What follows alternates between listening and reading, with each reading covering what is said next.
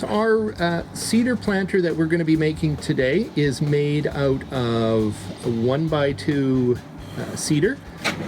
That's the small boards, and the side pieces are made out of the 1x4. So first we're going to start cutting our 1x2, which makes the rim of our cedar planting. So we're going to make 4 marks at 10.5 inches. So I'm going to take my measuring tape, take my pencil, 10.5.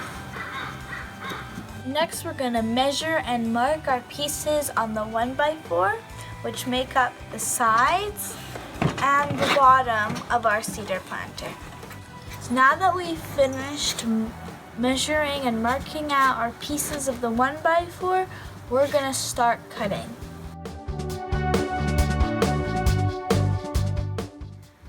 We have 4 pieces for the top rail, 4 pieces for the bottom rail, 12 pieces for the side, 3 pieces for the bottom,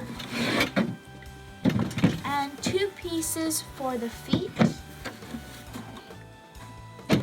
Now that we've finished cutting out our pieces for our cedar planter, we're going to be moving inside to put it together.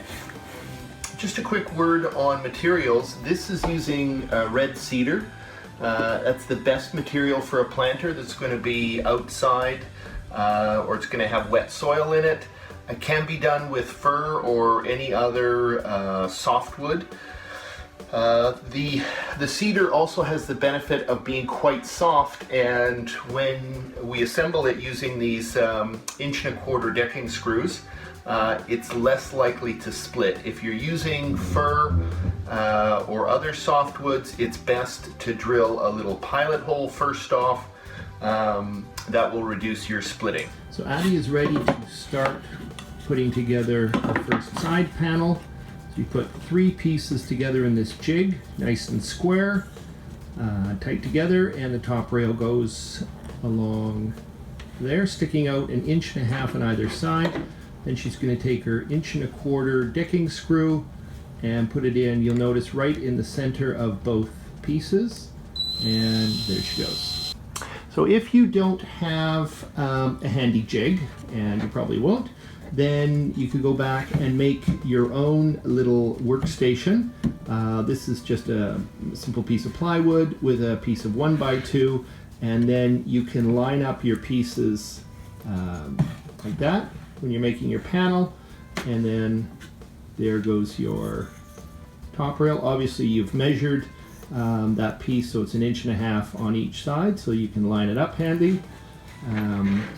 And that way, when you screw it together, everything is nice and square. So Addie is putting together the 4 sides using the jig so that it is nice and square.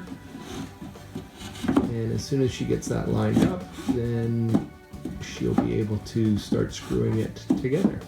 So each of the 2 long sides will get 4 screws. So top and bottom into each of the other side panels. So Addie's finished the 4 panels all together. We've got a hollow box, and now she's put together the 3 pieces for the bottom and spacing out the feet, which will hold those 3 pieces together, and she's going to screw that together, and then we have completed our planter.